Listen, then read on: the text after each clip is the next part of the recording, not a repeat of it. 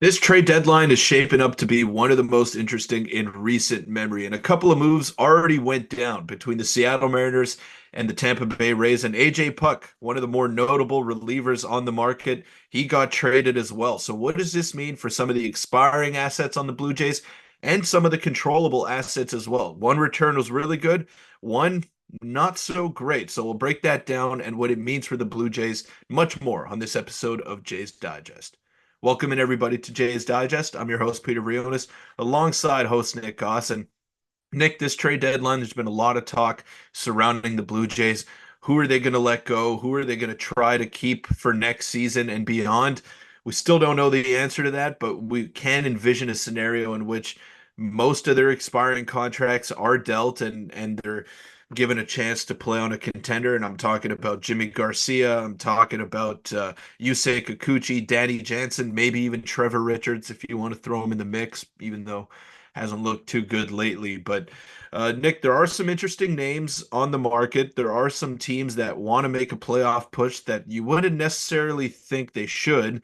And it's going to be very interesting to follow. I'm wondering what kind of return the Blue Jays can get back for a guy like Chad Green because I spoke about AJ Puck in the intro there.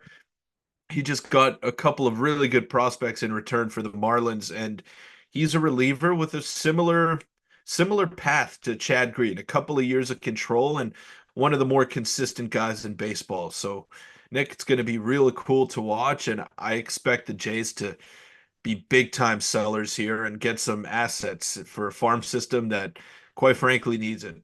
Yeah, and in a year where there's not going to be many sellers at all because of obviously the new wildcard system, it's going to be interesting to see. And let's just start with the trades here. So you can see this one right here. The Diamondbacks acquire AJ Puck, and it was a pretty big move. And this was the first move of obviously what is going to be many to fall for not only the Blue Jays, but many other teams. But Peter, you see here they got De Los Santos and Andrew Pintar. Now, if you look at De Los Santos stats, he has 1,000 plus OPS plus, or 1,000 plus OPS, sorry, between Double A and Triple A. He is an absolute stud of a prospect, a guy who's not MLB ready yet, but is going to get there very soon. And they got him for a reliever who obviously has a couple years of control left and is a lefty. And obviously, Puck started this season with in the starting rotation, and ultimately he moved to the bullpen. Has been elite in the bullpen since going back to that role. But Peter, if you're looking at this for the Jays' perspective, they have a reliever with a year left of control with actually a better ERA than AJ Puck. But the difference is Puck has shown the ability to be elite in the past and has been is obviously a lefty. So it's going to be very interesting to see how it kind of compares with that. What do you think this means for the Blue Jays, specifically regarding Chad Green and Jimmy Garcia? Well, I don't think Jimmy Garcia can net you a haul like this because he is an expiring deal. And Puck, like you mentioned to me off camera, he's a lefty. He's got insane stuff. Even though they tried him out as a starter this year, it didn't really work out for him. But as a reliever, I mean, he's got nasty stuff and he's able to get you some outs in high leverage situations. So I think Chad Green can net you a bigger return than Jimmy Garcia can because he has been more consistent over the course of his career.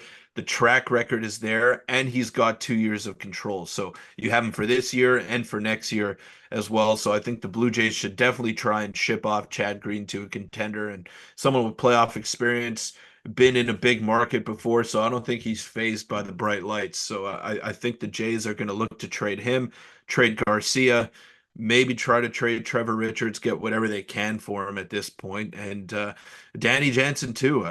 Even though his numbers have started to creep down a little bit, and he's not really as good as he was at the start of the season, he's one of the more accomplished power hitting threats at the catcher position. So I think the Jays have some very valuable assets that they can offload. And I don't know if the market is thin per se, but the Jays definitely have the most that they could offer to other teams in terms of quantity. Maybe not quality, but quantity for sure. Yeah, I mean, you look at Yusei Kikuchi as well, who's a starter. You mentioned Danny Jansen.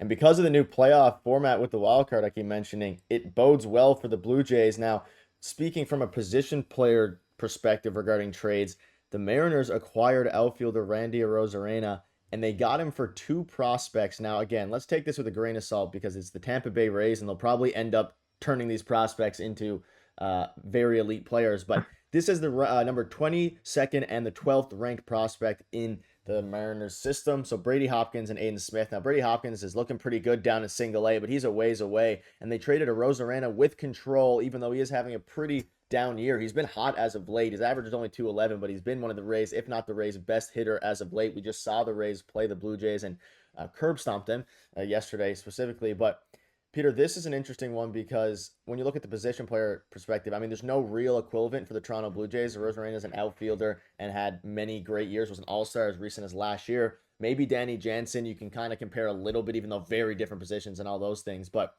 this doesn't bode as well when you're looking at the prospects that they got back. That being said, it's kind of hard to make comparisons because it is the Tampa Bay Rays here. Yeah, but you would expect in a deal like this for Harry Ford to go the other way. They're their number two ranked prospect and their star catcher in the minor leagues.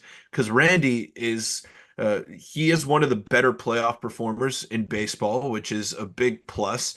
So you don't necessarily look at his regular season numbers and say, yeah, well, don't really trust him in this lineup. No, he's playoff Randy is a real thing, and he's shown that over the course of his big league career and even playing for Mexico at the World Baseball Classic. He relishes the bright lights. He loves those big moments. And he even brought the Tampa Bay Rays to a World Series in the COVID shortened season. So he's definitely a playoff performer. The Mariners have one of the worst offenses in baseball, and they managed to snag arguably one of the most attractive offensive pieces on the market in Randy Arozarena because I assume that Vladdy is not available. So Randy was probably the next best thing, right? And there's I think this is a great trade for Seattle and not a great return for Tampa Bay. Like you 3 years of Randy and how desperately the Mariners needed him. I really think they could have gotten a lot more out of Seattle, but I guess not. Maybe they really love those prospects that they're getting in return, and that's entirely possible with the way that the Rays operate. But some teams that are not too far out of the playoff race are deciding to go out and buy, and some teams that are not too far out as well are deciding to sell. So I don't know. It's a weird deadline. It's a weird deadline because probably the Cubs are going to go out and be buyers, even though they've been one of the worst teams in Major League Baseball, and then have some other teams that are right on the fringe, and they're going to decide to sell off assets. So I don't know. I got to see who's a seller and who isn't first before I can make an assessment on how much the Blue Jays could possibly get in return for all of their assets. Yeah, and I popped this up here. It's official as of yesterday. Ken Rosenthal came out and made it official that the Rangers are going for it. So they're also going to be buyers, which takes one less seller off the market. Now, will a deal go between the Rangers and the Jays? I doubt it, even though the Rangers do need some starting pitching. The Jays have some. I think ultimately